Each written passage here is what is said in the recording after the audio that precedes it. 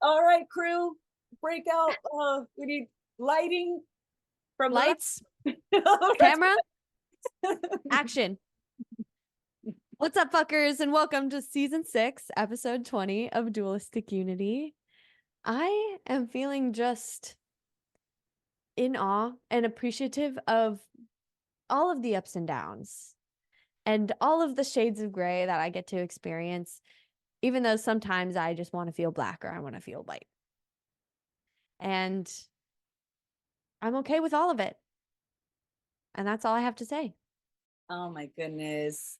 I'm excited for you to see this episode talking about how there is a potential that only exists in not getting what you want, and how when you make the most of that potential, it leads you in directions you never could have imagined because it does not meet any of your expectations. And so jump in, and I'm excited to hear what you guys think of this episode. Enjoy. Ow, ow. Oh my goodness, Jackie, we are here and I am so excited. It has been an interesting couple of days, and I'm really glad that they all led to being here with you. Likewise, Amanda. Yeah, we haven't recorded an episode in over a week, so lots of stuff to chat about. We actually just, well, I guess technically we did a live episode like right before this, but not our official episode. So, the live was our warm up, and now we are on a good one. We have a little flow going. We're feeling goofy today, and our conversation so far has centered around just being fluid with life. And, like when inevitably you don't get what you want, being able to pivot and not lose hope because you know that the way things are working out, it's not that that's how they should be working out, but that's how they are working out. And living in reality rather than living in this mental imaginary world where, you know, everyone's looking out for you and you should get everything you want. It's a lot easier just to live with your feet on the ground and recognize that there's opportunity in literally every situation and you're never trapped, even though you might have an intense emotion or you're going through a really difficult time. It's working itself out and nothing is too big for you to face. So that's where our conversation has sort of circled around this morning. And yeah, I'm feeling good. It literally doesn't matter. It's not that I have a reason to feel good or just content with my life.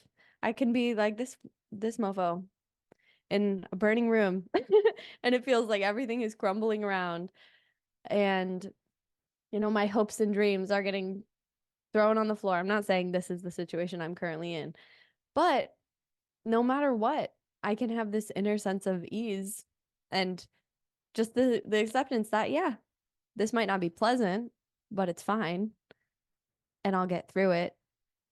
And you never have to make shit worse than it already is because it's already gonna suck. Like, that's just the fact of the matter.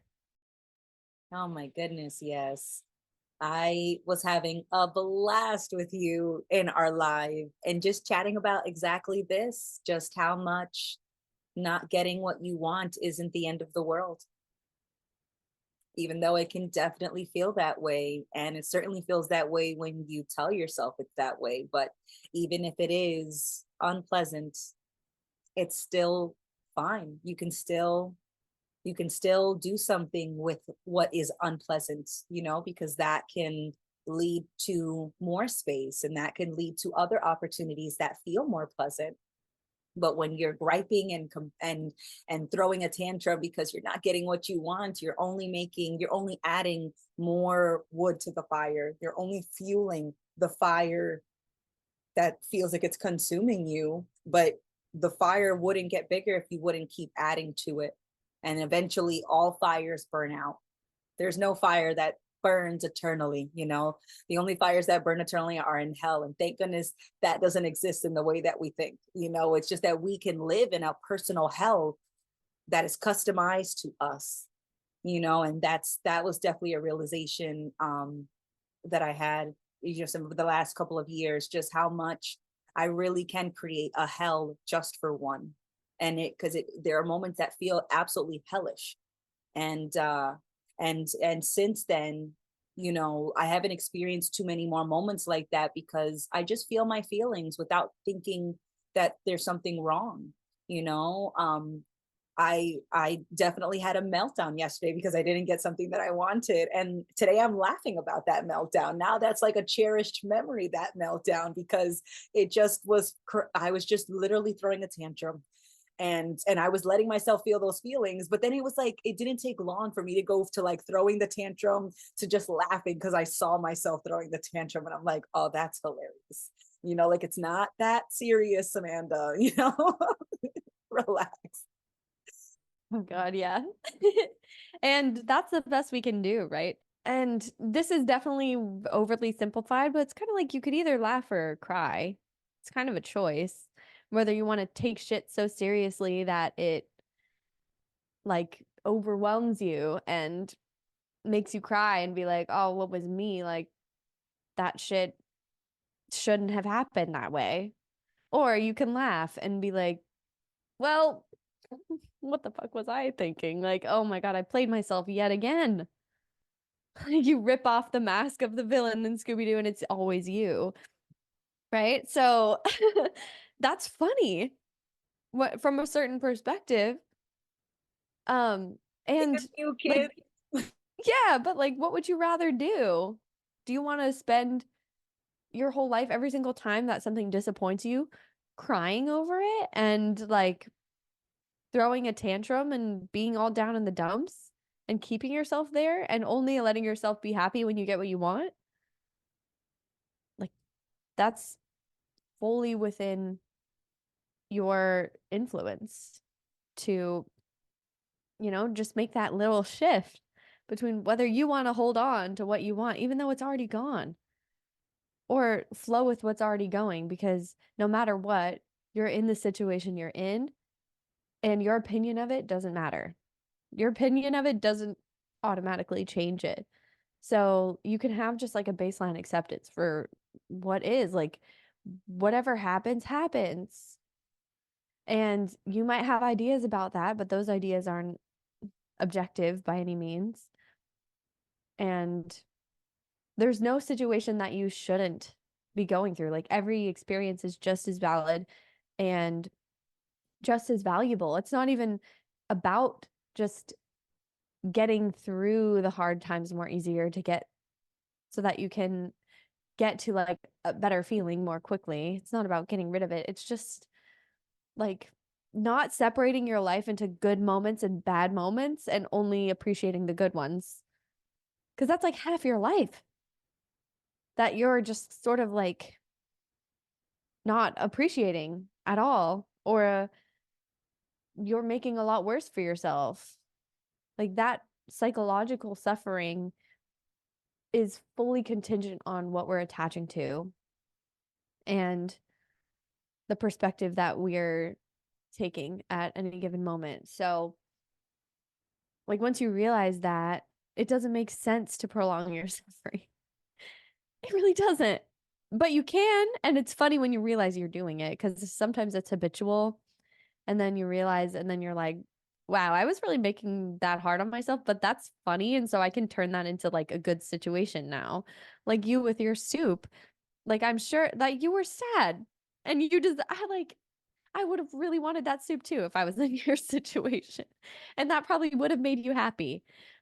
But would it have made you as happy as having this story to tell and look back on and laugh at yourself? Like, they're still equally kind of, you can't say one outcome would have been better than the other. It's all valid. And that also can influence how we look at our past as well. Like, there are so many things in my past that I have regretted, or I'm like, oh, that was definitely the wrong choice. Or I look back at certain, I don't know, like relationships I was in or like behaviors that I used to do, and I'll look back and sort of cringe, be like, oh, that wasn't how that was supposed to go. And as long as I'm judging it, I can't see it. I can't see the value in it because I'm not allowing it to fully, like, I'm not taking ownership of that experience, or like, I'm not fully accepting that it happened if I'm living in this state of like self-judgment, because that's how we create like distance between our idea of ourselves and the parts of ourselves we don't want to be associated with. Like, as long as I'm judging myself for doing it, I don't really have to fully take accountability for it. And it takes like taking that accountability to really learn from an experience. Like, for example, there was a time in high school where I kind of took somebody's boyfriend, and and it wasn't like like, I don't know, necessarily malicious. I was like, I wasn't thinking about the girl at all.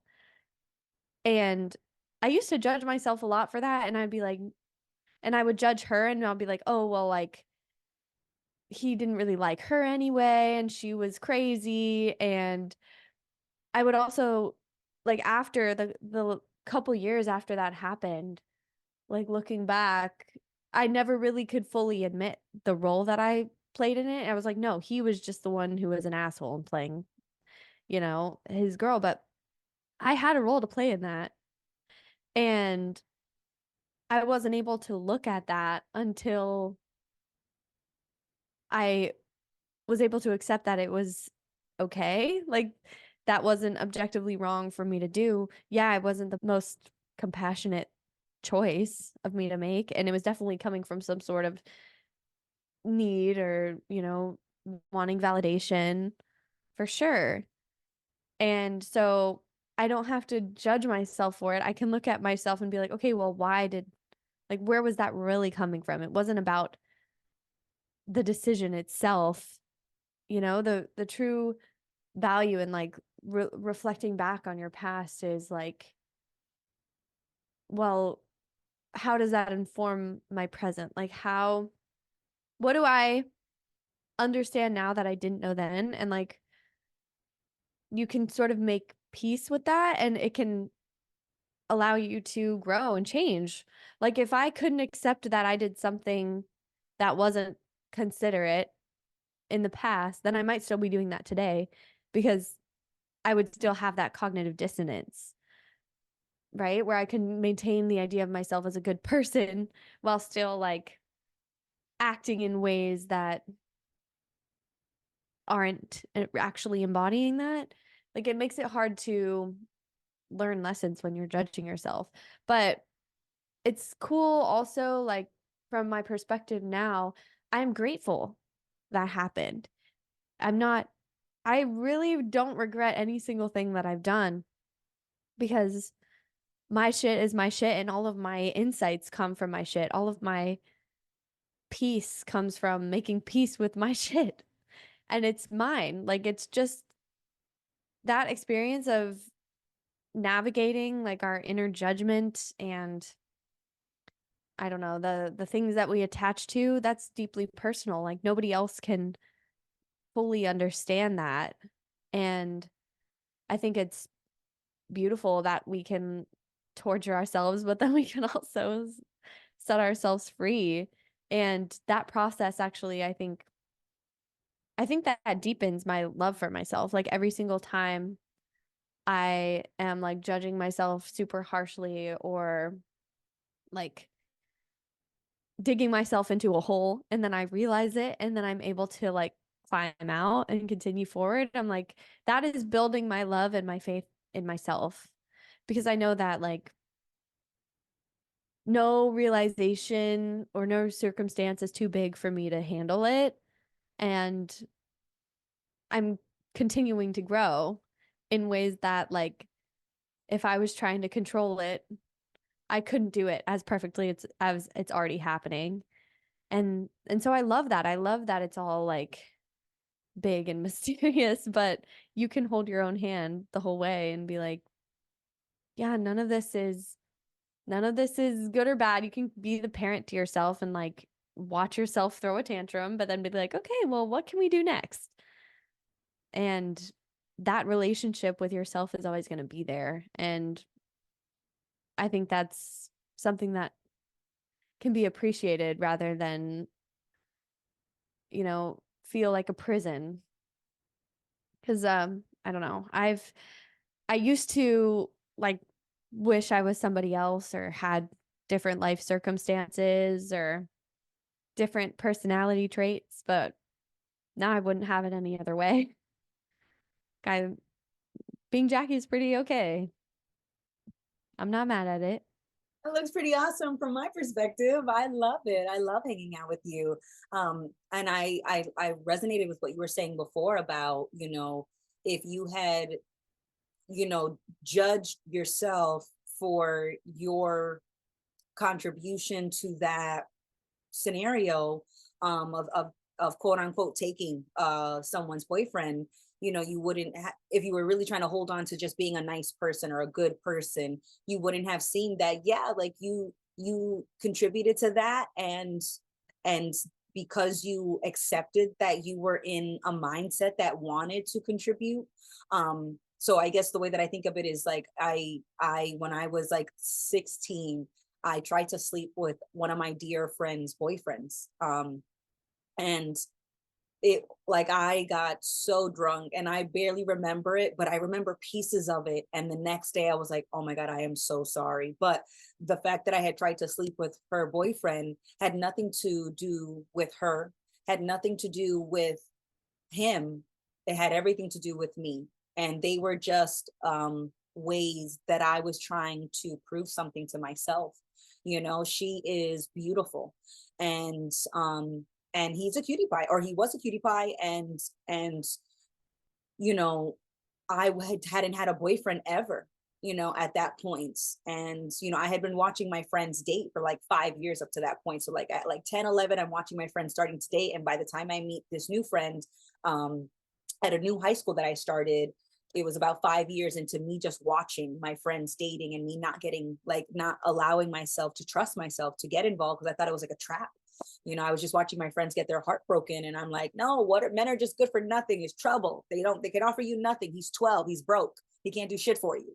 And I was super judgmental, but it wasn't that boys, couldn't be trusted, which, side note, maybe they can't, because when they're young, and they think for 12-year-old girls, like, none of those kids could be trusted, because they're running off of a lot of assumptions, and they're trying to prove that they're valuable, that they're worth something, that they're good enough.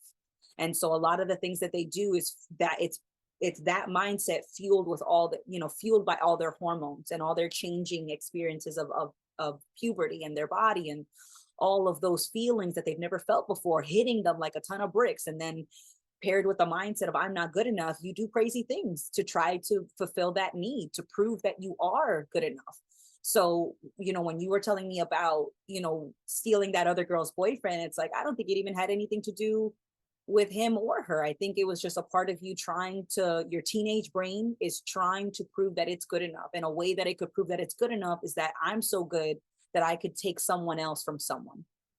I don't think it had anything to do with either of them, in the same way that I don't think that me trying to sleep with a friend's boyfriend of the time had anything to do with them, and had everything with me trying to prove that I was good enough for me, and that's how I was proving that to myself. But because I was horrified by my actions, fueled by that need, I have never found myself in a situation like that again, because I was able to admit that I was super needy, that I was super insecure, and that I was super desperate. And those three things together, no, it's like, no wonder, there's no surprise that I wanted to sleep with a friend's boyfriend, that I was willing to put a friendship at jeopardy because I was just trying to prove that I was good enough. And so because I could admit that, like, we have dealt a lot more with being enough, boyfriend or not, partner or not, friend or not, I'm enough, that my life is full of me, and that's enough. And so I don't need to sleep with someone or take someone, because I'm not trying to prove that I'm good enough to me. as much as I used to when I was a teenager, which is, understandable time for us to all do similar things like that. Yeah, we've all been there. We all like feel this sense of lack. It's just pervasive because even, there are a lot, I feel a lot more full in general, and my experience sometimes feels so full. And then there's other times where I feel empty. I feel like there's something missing. It's just like this habitual feeling of needing to get somewhere, needing to achieve something, like always just placing that feeling of contentment behind this wall of something that I need to do. But all of that is just, I don't know, like we just habitually do this. I think because we perceive ourselves as separate, and that perception can be so convincing sometimes. Because even though now I recognize it for what it is, sometimes, like, I still sometimes get caught up in the perception of division. And that's when those feelings of lack come up. But yeah, like you said, when you recognize, when you look back at your past or even things that you do now and you recognize where it's actually coming from, like, you're not an evil or bad person. Like, that is coming from that sense of lack. It's coming from the insecurity that we create by attaching to ideas about who we should be, and really perceiving ourselves as actually separate, and that we're in competition with other people, and that's just not the case.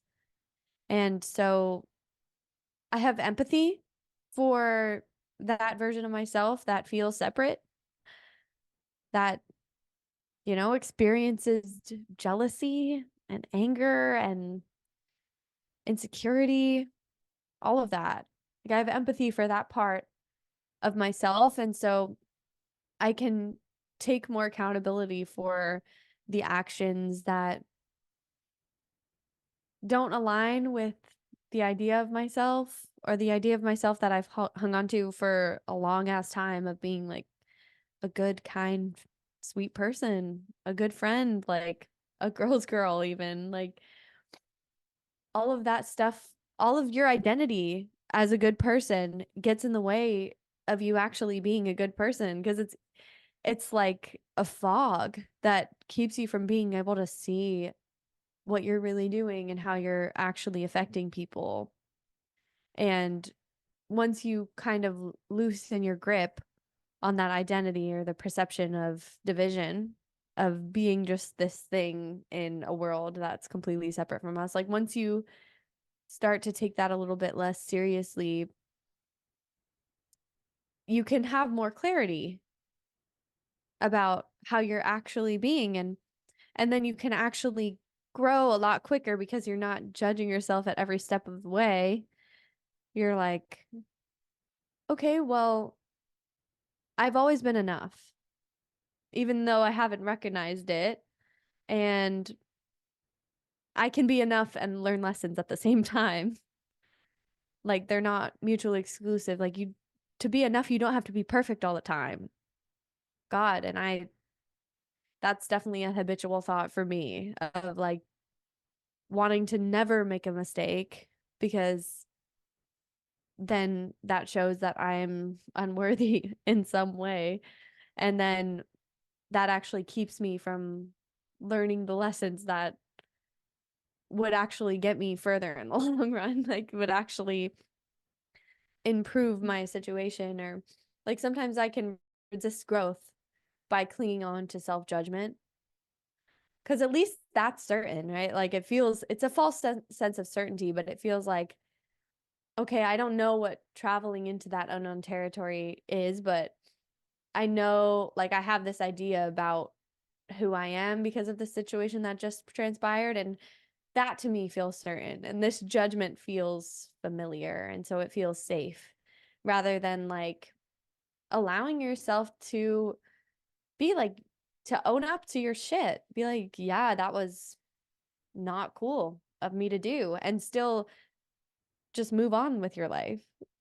Like, we could do that. Wow, isn't that crazy? You don't have to judge yourself into stagnation. You can sort of keep going. And there was one other point that I had. I completely forgot. So maybe if you say something, I will remember it. It'll come back in 4 weeks. No, I was kidding. But I love that, judging ourselves into being and judging ourselves to the point where we can't grow. It's like, no, I don't want to be a good person, and I don't worry about being a bad person. I enjoy being a whole person, a complete person who has traits that I judge as being good and who has traits that I judge as being bad, but they're all there. It's all included.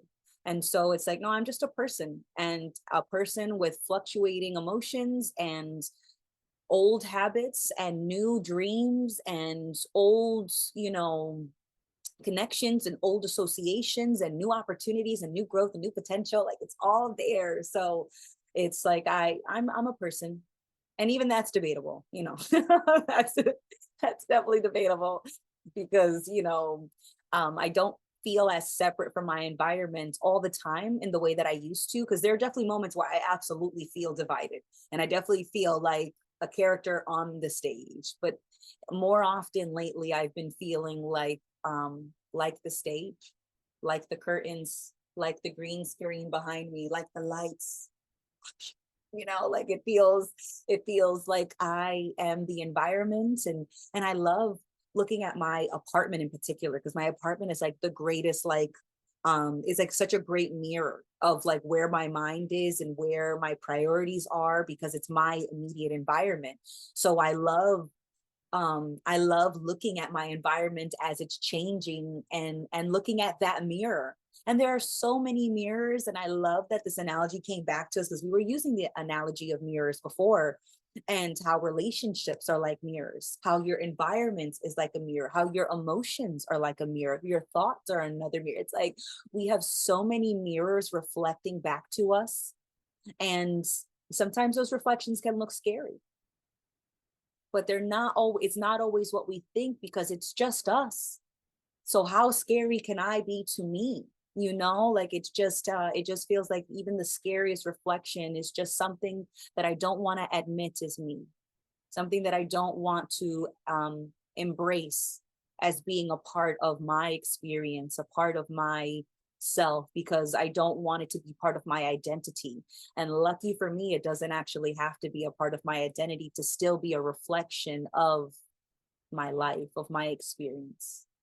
Yeah, like we're trying to just figure out who we are. And so every single reflection that we get back, we, before we recognize that there's no end to what we could think about ourselves, like we will attach to it. And that's part of our ego development that we go through, right? As kids, like at first, like we're born, we don't know what the fuck is going on. We need a little bit of a crumb of an idea of certainty just to like continue on. But at a certain point later in the stages of the ego development, you kind of see that for what it is. And that's how you reach like maturity, I guess. Like I'm forgetting the exact steps, but it's like most of our society is stuck at a certain level of ego development, of just like egotism and competition uh and just kind of accepting the illusion as reality. But yeah, like you said, Amanda, like all of these reflections are just possible perceptions that you could have about the reality of you, which is something that is big and mysterious. Like you said, we can't even be certain that we're human. So why do we think we could be certain about the specific type of human that we are, and that everybody else would probably perceive us the same way? Like you can't settle on an idea, because you aren't just this limited thing.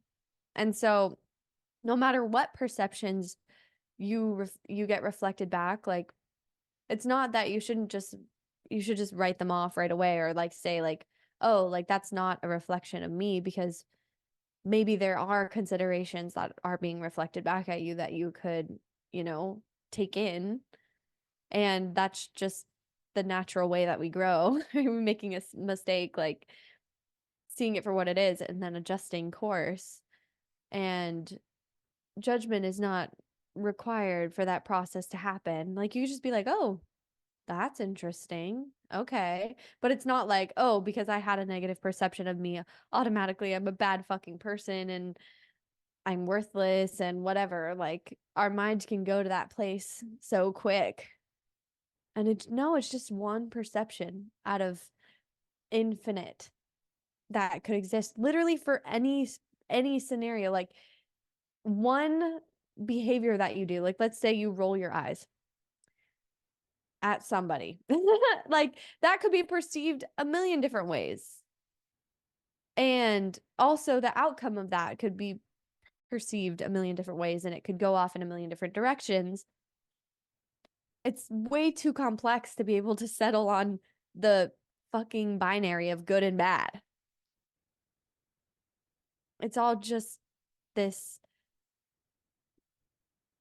supremely complex dance that's happening.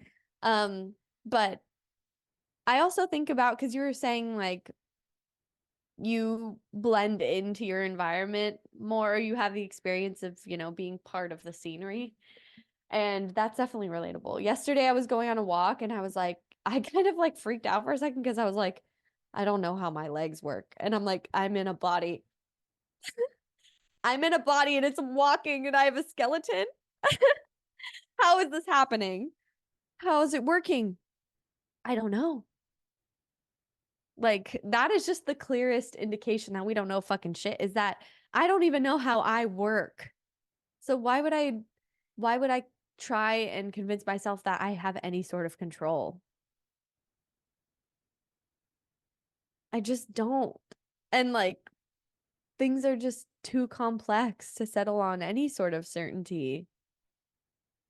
And what's left when you're not trying to do that is just your experience. And I like how you said my experience is full of me, because that's so true, because you're not experiencing anything other than your perception, like the mental construction of the sense information that you're getting, right? Like it's like there's a movie screen in your brain that's like projecting your best guess of what you think is happening. And you're alone in that. But yeah, every experience is just as full because your perception is just as intense. Like, no matter what situation you're in, like, your experience of being you kind of stays the same. And that can feel a bunch of different ways, literally infinite amount of ways. Um, but all of them are just as full. It's not like there's like a lack of experience, or like there's not a variation really in the intensity of just our immediate cognitive experience. Like, is that translating? Oh Like yeah. it's still like my sense of being me in whatever situation I'm in stays the same. Hmm. Yeah, like it's like if a rose by any other name is still a rose, right? And that's not to say that it still is called a rose, it's just that it's still existing as a rose regardless of what you call it.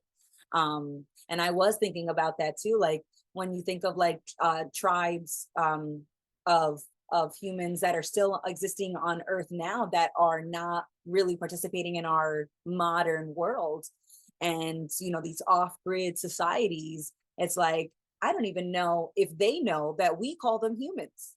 I don't even know if they know that we call them, you know whatever, like, and that doesn't mean that because they don't know that word, that all of a sudden they're not Like we can't consider them a human unless they agree to be called a human. It's like, no, you can still call them that, but they don't care. And they don't feel like less of a quote unquote person or less of a human because we don't use that name to describe, or they don't use that name to describe themselves, right? They're still their whole existence. And so even when you label something, that doesn't mean anything about what you labeled. That's just something that you decided, and that's something that you're moving forward with, is that this situation is good, this person is bad, this person is a person. It's like, you can label it however you like, but just know that the label is not the only thing there. And the label doesn't offer you any control, it doesn't offer you any certainty. It's just something that we're doing. And yet it's so often that we take what we're doing and we make it into this serious thing that you have to like make a sacrifice to. You have to worship at the altar of this thing that we're doing, because now it's our super serious thing. Now there are specific rituals around doing this thing. Now you have to do it at a certain time of the day, or in a certain wardrobe, or you have to have berries, braided into your hair with flowers, like we make things so serious, and then we wonder why we feel so stuck. And I think that's so hilarious that we put in all these rules. It's like, no, you can only take a left step at 3 o'clock in the day. Other than that, you have to start with the right foot always. And it's like, I don't feel like stepping anymore. Now I feel so like cautious. Now I feel worried if I take a step on with the right foot first. And so it definitely was resonating just how often we just put ourselves into this box, and then we wonder why we think in box form. We don't think outside the box, but we don't realize, of course not, you're living inside this box that you created, and you don't have to. But it's so convincing, just like feeling separate is so convincing, because I'm not entirely sure that I'm not my relationships with reality, or that I'm not my environment, or that I'm not my relationship with other people. Like I feel so weird right now when it comes to, like, when I think about other people, because you know family members that I thought I was going to be really close to for a long time, we're not that close right now. And yet I'm having the most fun, and I feel the freest and the lightest I've ever felt hanging out with you and with Andrew and with Ray and everybody on the Patreon calls and everyone in the Discord and everyone at the retreats. And I'm having the time of my life. And yet I'm not talking to my family. And that's not because anybody's doing anything wrong. That's just what is. Like, what is right now is that I don't talk to them as frequently as I used to. And I don't visit them as frequently as I used to when I was living with boyfriends of 20 minutes away from them. And it's just it's not what I thought, but that doesn't mean that there's anything wrong. It's just that the relationships in my life don't look the way that I thought that they would have, based on my old expectations, based on my old perceptions. And yet, even though it looks nothing like the ideal life that I told myself I wanted and I was working so hard towards, I'm having the time of my life. Like, it makes no sense on a logical level. It's like, okay, so this is not the dream life that we meticulously planned, and we're not really talking to the people that we thought we would talk to all the time, and we don't have any of the things that we told ourselves we would have had by this age according to the plan, and yet we're happy. I don't believe it. It's all, like, a part of me's like, I don't know, something's not right. It's not, like, and yet I feel great not living according to my own life plan, right? And so that's why it's like, I don't know, but I feel so much freer and so much lighter because I'm not holding on to what should be, and I'm just appreciating what is, even if it's not pleasant, even if it's not what I would have thought was my ideal dream life. It still feels like I am living my dream life, just not the dream that I thought was the only dream. Yeah. Well said, Amanda. And yeah, I think for me in my life, in terms of attaching to expectations or outcomes, I'm still very much guilty. And this is something that I think I'm getting better at catching myself doing it, because it used to always happen really sneakily, right? I'd be like looking forward to something and, that feels good. And I'm like, oh, nothing wrong with like having goals and working towards your goals and, being super productive. But there's that's a double-edged sword. And on the other end of it is like attachment to a specific outcome. And then when that's not the case, like just feeling overall this sense of dissatisfaction that I don't know, I can't necessarily even pin it to one specific thing ever. It's just like,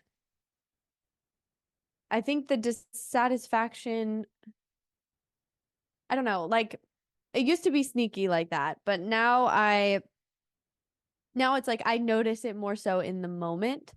And when I'm feeling like, oh, fuck, like, for example, one thing that I'm currently reckoning with is like, I just recently finished my yoga teacher training, right? And I like thought by this time, which is like 2 months after I finished my training, that I would be at a studio working and like I would be, pushing the issue a little bit more. Like that's the plan that I had in my mind that like, oh yeah, once I finish the training, I'm hitting the ground running.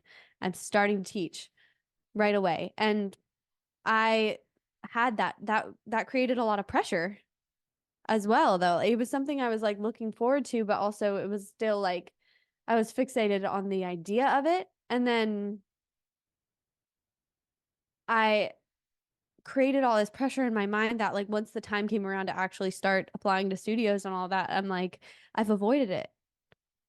And I avoided it is because I made it into such a big deal in my mind. And I'm like, I know I'm attaching to this as being like something that will make me feel satisfied and, whole. And that's a lot of pressure to put on something. And I'm like, well, fuck, like I don't know where to start. I don't want to get it wrong. Like, and so I'll just avoid. And I've sort of noticed myself doing this now. And I'm like, oh, okay, well, obviously, if you're feeling dissatisfied, you were attached to like this happening in a specific amount of time.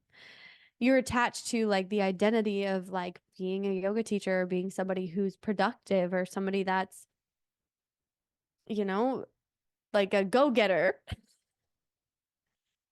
Like you're attached to that idea. And like when I recognize that that's where the feeling of discontentment is coming from, I'm allowing myself just to practice acceptance and be like, okay, but this is where we're at. And that's okay too. And then once I do that, it's easier to actually take steps towards the goal. But um I think when you create so much pressure on one outcome, it can almost like keep you from acting because the idea is safe in my head while as long as it's still an idea. But like once it's actually time for execution, that's when things could go wrong or in a way that I didn't expect. And I have resistance to that. So I can just avoid things. And that's a tendency I've noticed about myself because I'm so attached to my end goals that I'm terrified of failing. And so it's safer just to not start. And that's something we're working through every day, step by step. But to me, the goal isn't like accepting where I'm at so that I can achieve my goals. It's just being okay with not living up to my own high ass expectations. Like, that's okay. It's almost, I feel like it's good for me to like allow myself to lean into this side of maybe just being lenient with myself.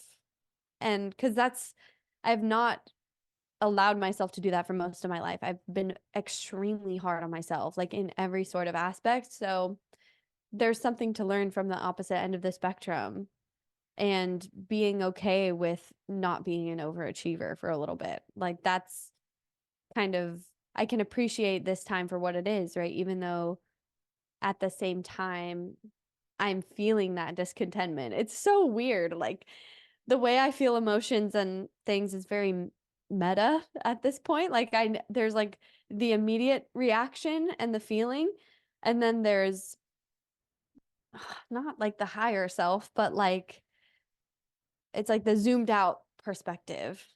And I think both are important and there should be a balance of both. Um, but yeah, just zooming out a little bit, knowing that no specific situation is going to be the one. So like even if your life isn't where you want it to be, you can just be okay with that too. Like that doesn't need to influence the way that you feel as much as it does for me right now. And maybe that changes as you get older, right? You learn that things just aren't going to go the way you planned. And so maybe you stop attaching to it as much. And I don't think, I mean, that's how it'll go if you're willing to see that for what it is rather than continuing to hang on to attachment no matter how many times it smacks you down. Um, but yeah, that's just what I'm dealing with right now. And even though it feels tumultuous and like I'd rather things go a little bit more smoothly, it's also like I know that this is important work I'm doing too, of just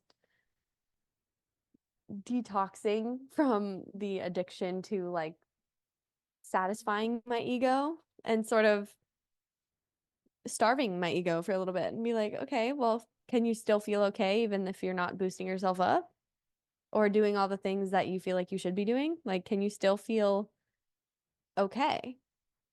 And I think I'm getting better at that because, that next thing is never going to be the thing. And as many of my goals that I have already achieved, which is a lot, like I'm proud of the shit that I've done so far, none of them have actually satisfied me. There's always a next thing. So it's about being okay, like no matter what part of that process you're in. Oh my goodness, absolutely. I definitely have seen so much growth, Jackie, especially from the first time that you jumped into like a Patreon call and jumping on Discord to after the Vermont retreat. The retreats definitely give you such a fertile ground for growth, and it's not that the retreat is the fertile ground, is that you show up as that fertile ground and then you just give yourself space to grow. You literally paid for space to grow with other people who are doing the same thing. And so that is incredible. I don't necessarily think we get better at that because we get older, but we definitely have more opportunities as we get older to develop that skill, because there are so many adults that I know that are fucking terrified to live, petrified. They don't take really any chances. They make the same safe choices, and then they wonder why they don't have any pizzazz for their own life, or they have no passion, no enthusiasm, no excitement for their life. And it's because they're so afraid to fail that they don't allow themselves to try. But I love the acronym that someone had shared. I forget, it was years ago. They turned the word fail, and F stood for frequent, A was attempts, I in, and L was learning. Frequent attempts in learning. And it's like, have you failed today?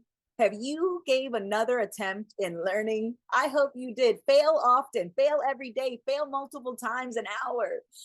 Attempt, like go for it. Why not? It is in all those attempts that you refine yourself, that you smooth out those rough edges in all those attempts. And if you can make those attempts with lightness and less attachment and less of that heavy burden of success, I must make this happen, I must work, I must be productive. It's like, screw that, man. Enjoy the process. You are the process. And so I love that someone revamped the word fail to be frequent attempts in learning.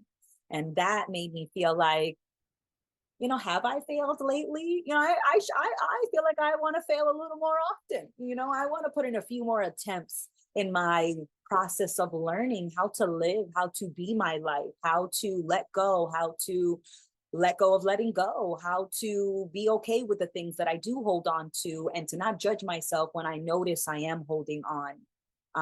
Because this is an ongoing process, and there's never a quote unquote wrong choice, because even if you have a wrong choice that you made, it still leads you to the realization, to learning that that was a wrong choice, quote unquote.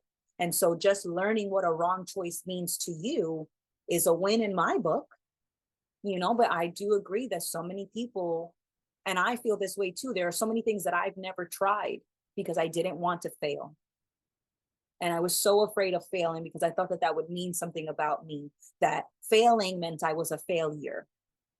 And, the times that I actually felt like a failure are the times where like I didn't even want to, like I didn't want to live my life. I didn't want to enjoy being here amidst my sea of failures and mistakes, if that's how I was feeling at that moment. And and that was, heartbreaking, that I didn't want to just be my life, that I didn't think that I was enough to be my own life, and the moments that I have quote unquote failed have led to some amazing conversations and some amazing opportunities that I never would have seen coming, that never would have come, you know, if I wasn't moping at that friend's house, and then they're a family member or a friend happened to be over and they're hearing me crying and moping about not getting what I want, and they're like, well, have you thought about this or that? And I know, and I'm like, no, I didn't, and maybe my life isn't over. Maybe this failure isn't the end of me. And so those conversations reignited my enthusiasm. I was like, oh my God, yes, I can keep going. That's right. I didn't die. I'm here. I can keep going. I can do something amidst all these pieces. I can glue them together and voila, we've created a new sculpture. So it's just, I definitely feel that as we get older, you can practice this more often, but just because people get older doesn't mean that they actually are practicing it. Because if I'm looking at the reflection of our system back to me, it's that there's a lot of fear and there's a lot of not trying to do something different because there's an assumption that the failure is more likely to happen, and seeing failure as a dead end instead of a fork in the road. So that's kind of how I view failures now, is that a failure is not reaching a dead end in a maze. Failures are reaching a fork in the road and an opportunity to go in a new direction. That's a great way to put that. Yeah, it's not like if you don't do something perfectly the first time that you can't try again. It's funny, like that's so obvious. And yet sometimes I'll be like, well, and it's not even that I'm consciously thinking this, but it's that like I think things need to be perfect the first time I do them, and if they're not, then it was never going to work anyway. Like that's no. That's not the case at all. There's always there's always another choice. There's a new way to pivot, and I like to imagine like a stream running down a mountain, and for example, the stream gets it right the first time, whatever. It would just go straight down the mountain in a perfect way. But the water would be flowing really quickly, right? And maybe it couldn't support any sort of life in the rivers because it would be moving too quickly, whatever. Versus a river that, is moving down the mountain and then maybe it hits a rock and then it goes in this direction. And there are points where the water is pulled up versus parts where it's flowing a little bit more easy. And so it's like a unique winding way that it gets down, and sort of the parts where it gets stuck are the reason why it can support life. Like those little pools where, fish can lay their eggs and different things like that. And you can see that as like being beautiful and necessary when it's in nature. But like when you look at a human life, no, even when you look at a human life, you see like in everybody else, you see how their setbacks make them stronger or make them unique or give them an edge, right? Make them beautiful in some way. We can see that so clearly in other people, but like we, at least I, have this assumption of myself that other people want me to be perfect. Nobody fucking expects that. Like even something as simple as like having somebody come over and being worried that your room is a mess. Like nobody else really gives a fuck at all. But like I just make the assumption that if I'm not perfect, then I'm going to be judged. And then somehow and that it's just because I'm settling on the assumption that anybody's idea of me or my own perception of myself actually means something about me. And it doesn't. But that's how we keep ourselves stagnant, is holding on to that idea as being something that's real and something that can be determined. Because otherwise, like, if you were alone on the planet, you wouldn't think about what failure means about you. Like, you would just be learning in the way that humans naturally do, which is through trial and error. And you wouldn't have any sort of perception about what that means about you because you wouldn't even think about that. You would just be you and you would just do what you needed to keep surviving. So, yeah, like we make everything so much heavier for ourselves. It really doesn't have to be.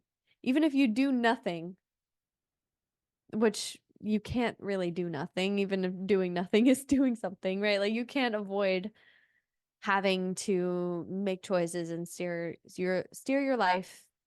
But even if you just make the safe choices your whole life, like that could still be just as full of a life.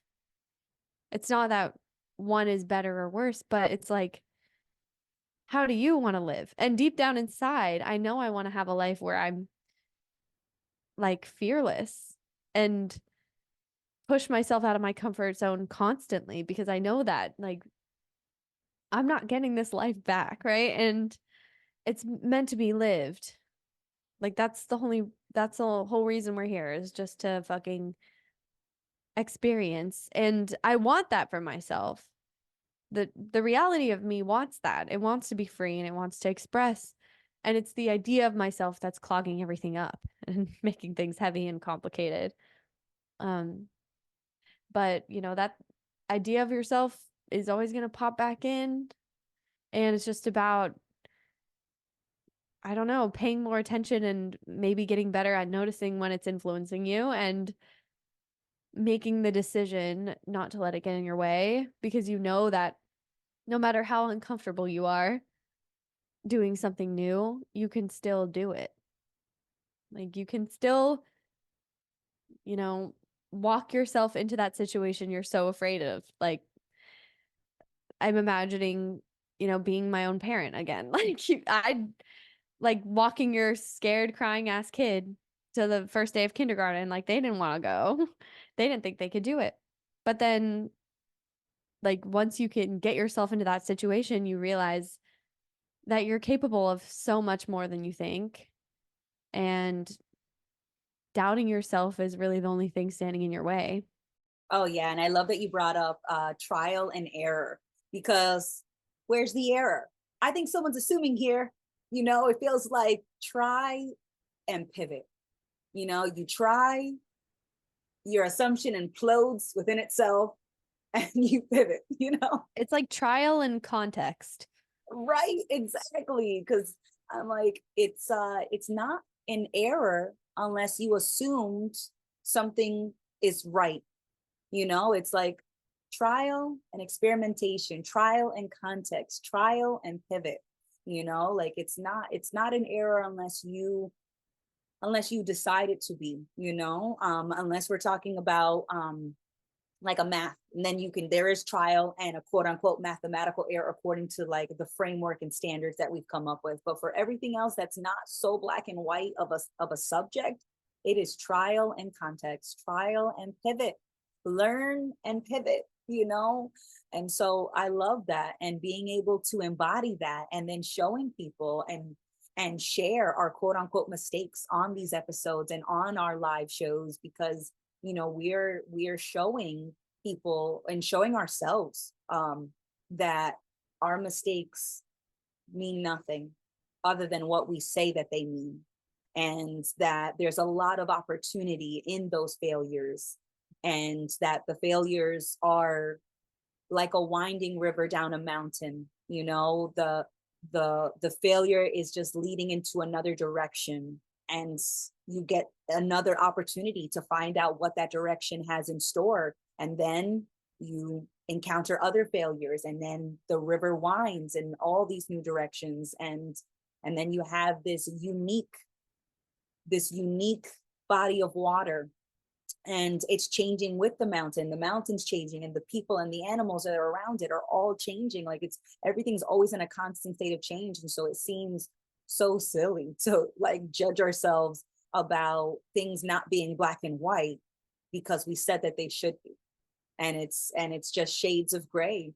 And that's why, it's such a good laugh, and that's why I love sharing stories where, like, I'm crying because I didn't get a soup that I ordered on DoorDash, and it just reminded me of, just how much I wasn't trying to feel those feelings of having a hard day yesterday and ordering soup to comfort myself, and then that soup not arriving, and then crying because I opened the bag and the soup's not there. And then laughing a few minutes later because it was like, I laughed after I gave myself space to just feel like this is a crummy day and I really am not loving it and it's not pleasant. And I did make the most of it, and I am just moving forward, and I'm gonna keep going. But it felt really good. So I'm so glad that I didn't get that thing that I was really hoping for, because it allowed me to admit that I wasn't feeling on top of the world, that I felt like a failure, that I felt like a series of just curveballs. So it was really a good thing that it didn't happen, but it didn't feel that way at the moment, um because I was definitely pushing away those quote unquote negative feelings. I was like, I have things to do, I have to work, I have things, like, I can't afford to just crumble right now.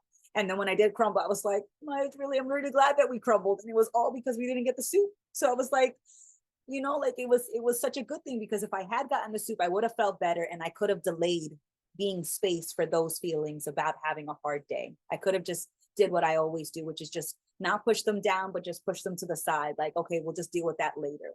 And later showed up right now and said, not later, now. And I was like,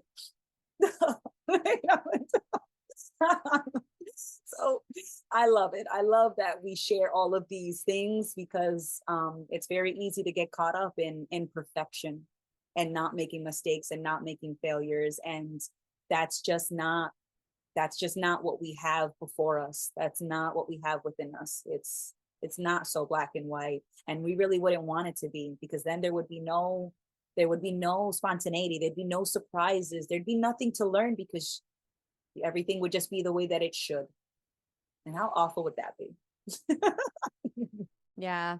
That's like why I was always afraid of going to heaven. I think I mentioned this before, but like everything being good spanned out for eternity does not sound very good, right? And so we can embrace the fluctuations in our experience, right? The creation and destruction. And I was sort of getting the image of like building sandcastles.